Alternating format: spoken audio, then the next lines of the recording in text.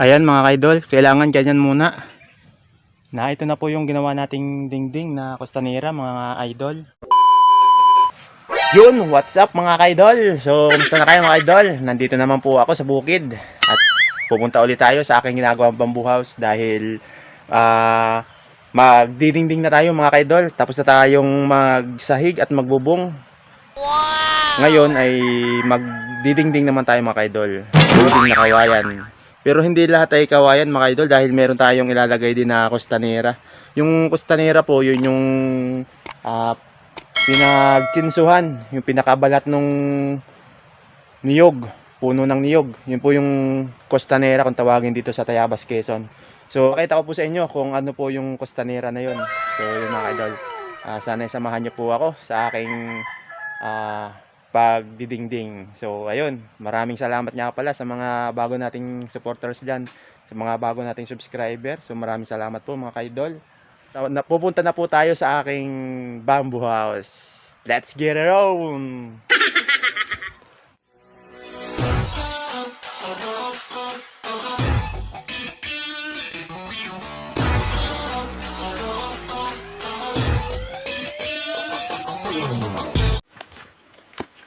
So yun mga kaidol, pupunta na po tayo doon sa aking ginagawang bamboo house.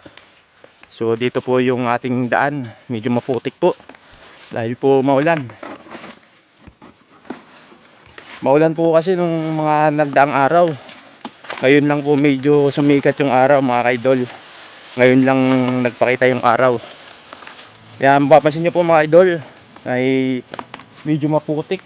Ayan, maputik po yung dinadaanan natin. Ayan mga idol. Oops, madulas mga idol. Madulas kapag maulan dito sa bukid.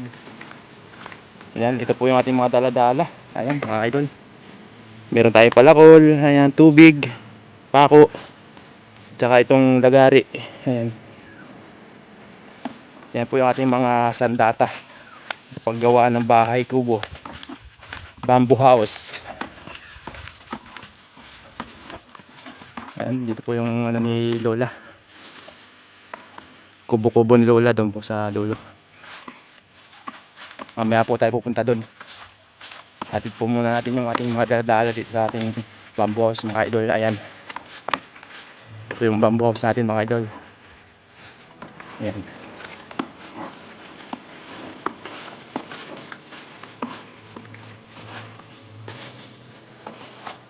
Yun mga ka-idol, nandito na po tayo sa aking bamboo house mga ka-idol. So, doon po sa akin sinasabi kanina ng costanera para po doon sa ano, sa mga hindi nakakalam kung ano yung costanera na sinasabi ko.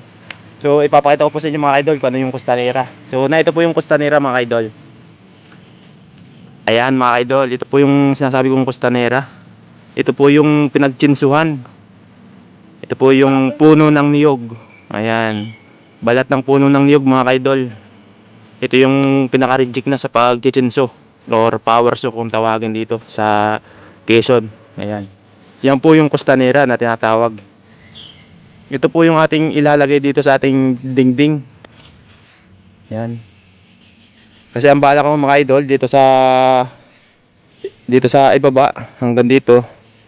Yan yung ilalagay natin costanera. Tapos dito po sa pataas na ito. Ayan. Ang ilalagay naman po natin dito ay kawayan para medyo makabawas po tayo sa pako. Dahil kung puro kawayan po yan, medyo mahagad po sa pako yan.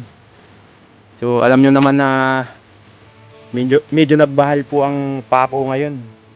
Kahit ano pong construction materials mga kaidol, medyo tumaas.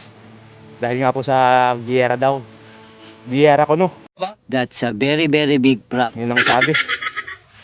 Kaya medyo magbabawas po tayo ng pako. Yun. Dito po baka puro kawayan na po ang ilagay natin dito mga kaidol. Ayan. Para hindi mabasa ng ulan kapag umulan. Ayan. Pero didiskartehan po natin yung mga kaidol. Alam nyo naman na si kaidol ay may kunting diskarte din. Nice. Ayan.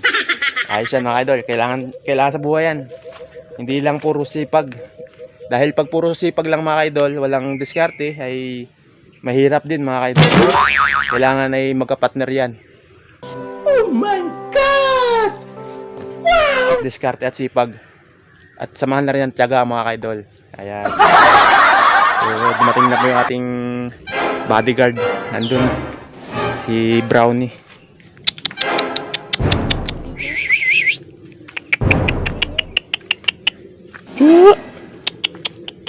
Aba! Tini! Aba! Ito po si Brownie mga idol. Ayan. Ay, si Bilot. Si Bilot dyan. Si Bilot. Ang tawag po dito nung aking kapatid ay si Bilot. Ayan. Inang shit!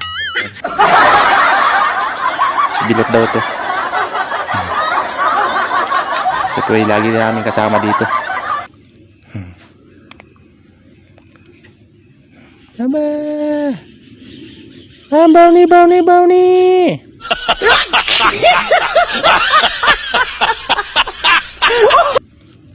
Ah, Brownie, Brownie! Dito ang tiyan mo ah. Kumain ka na? Nagkape ka lang ata eh.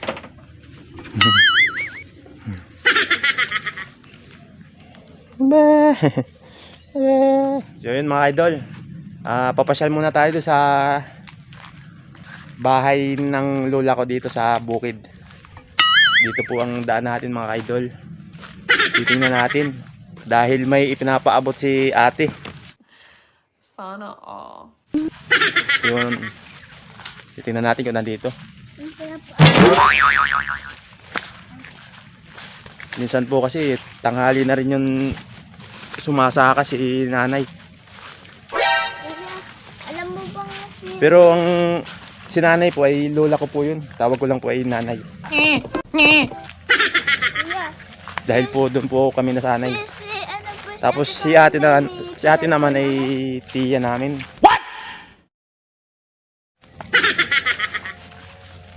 Ayan mga idol, ito yung bahay ng lola ko. Ayun. Marami po ditong tanim. Masipag po magtanim yung lola ko eh. Yan, doon po kami nagmana. Hilig sa farm. Ito po yung mga tanim niya. Ayan, lansones po yan. Ito po yung rambutan. Marami po ang bunga niyan kapag namumunga. Ayan. Pero hindi pa tagbunga ngayon. Dito naman po ay daranghita. Ayan. Dalandan. Marami po ditong tanim yung lola ko. Ayan. Ito po yung bahay-bahay niya. Kapag sumasaka dito. Kasi wala pa yung lola ko mga idol. Ayan, nakalakpay. Nakalakpa mga idol, wala pa. Tapos ito po yung kanyang mga kalamansian. Matataas yung kalamansian niya. Ito po kasi yung kalamansi na buto. Buto po yung tinanim kaya mataas. Hindi po sa yung grafting. May niyog, saging. Mga idol. So, babalik na po tayo sa aking bamboo house. Tayo po ay magsisimula ng magdingding. Tapos meron po ditong papaya. Ay kaso nga lang parang bulok na mga idol. Ayan. Na-stack na. So tara mga idol, balik na tayo sa ating bamboo house. Let's get it on! Tayo po ay magsisimula ng magdingding. Ayan. Malapit na po yung ating bamboo house. Tanaw lang. Kasi dito po yung sagingan ng lola ko. Ayan. May puso na po yung saging. May bunga na. Saging na saba po yan mga idol. Kaso nga lang hindi natatanggal yung mga tuyong dahon. Kailangan po kasi pag ganyan tinatanggalan ng tuyong dahon yan. Kasi pamamahayan po yan ng mga insekto. Maging sanhi ng sakit ng saging. Tapos lang po yung tanim ng nanay kong niyog. Ayan, may bunga na rin. Ayan. May bunga na mga idol, mababa lang. Kasi dito po kami nagbahay dati nung una. Tapos meron po dito mga ligaw na kamuti. Yan po yung gagawin nating binhi din. Para makapag-update po tayo sa ating kamuti. Ayun. So, nandito na po ulit tayo mga kaidol. Yun mga kaidol, magsimula na po tayo magdingding. Costanera po muna ilalagay natin mga kaidol dito sa pinakagilid. Yan. Ito po ang ating ilalagay mga kaidol. Love the touch, but never love the feeling.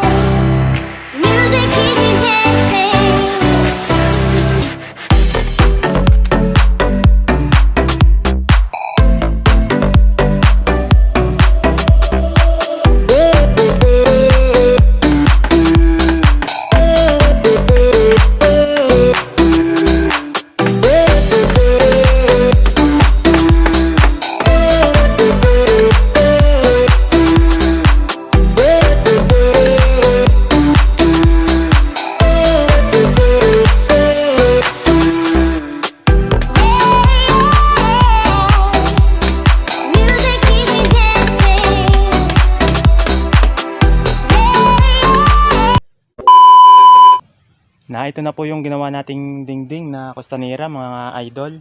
Ayan. Tapos na po nating ilagay. Ito na po ang itsura niya. Ayan mga ka-idol. Yan po ang itsura ng ating nilagay na costanera na ginawa nating dingding mga ka-idol. Ngayon naman, katatapos lang natin maghakot ng kawayan. Ito po yung ating kawayan mga ka-idol. Ito po yung ating gagamitin dito sa likod. Ayan, dyan natin gagamitin yan mga ka-idol. Yan. Ngayon mga ka-idol, babakit po muna natin itong kawayan bago po nating gawing dingding. So ngayon, magbabaak po muna tayo mga ka-idol.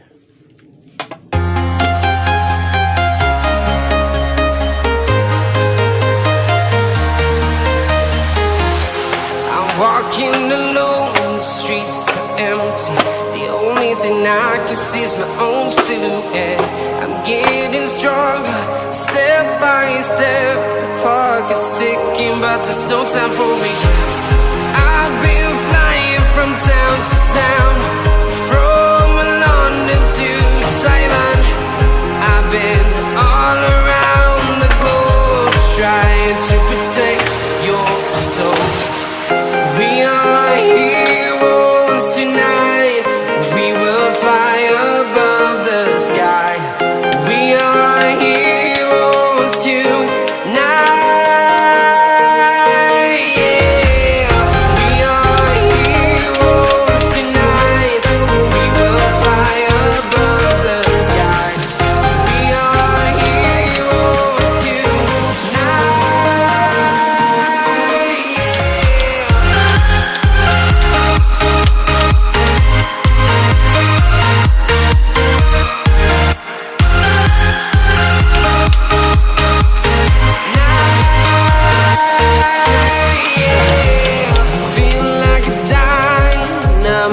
mind, ready to explore right up in the sky.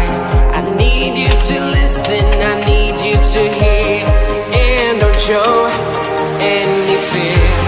I've been flying from town to town, from London to Taiwan. I've been all around the globe trying to protect your soul. We are heroes tonight. We will fly above the sky. We are heroes tonight. Yeah. We are heroes tonight. We will fly above the sky. We are heroes tonight. Yeah.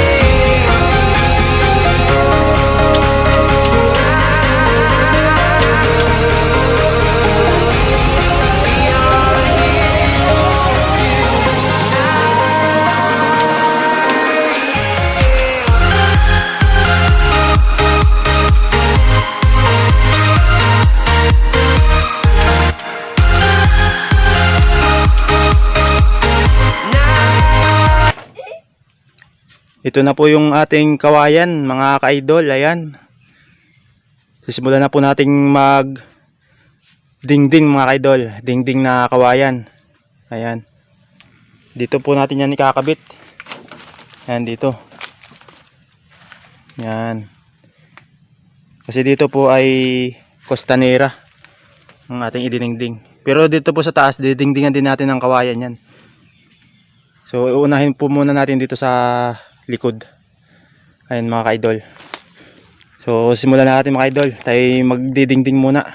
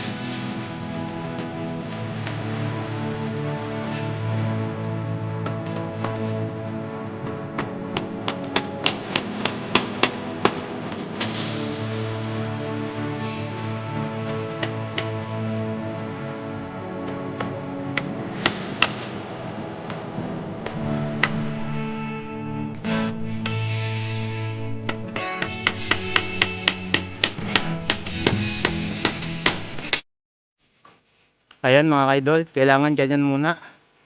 Sa ilalim, mga ka-idol, kailangan nakatihaya, mga ka-idol. Ayan.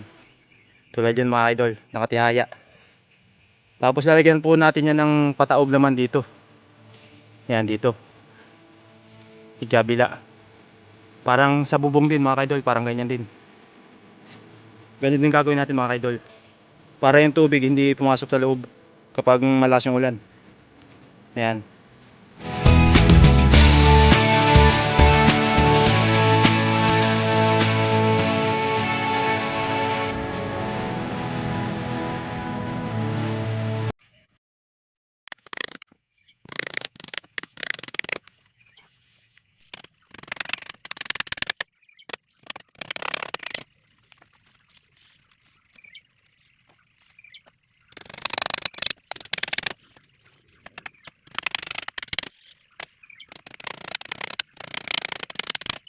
A few moments later.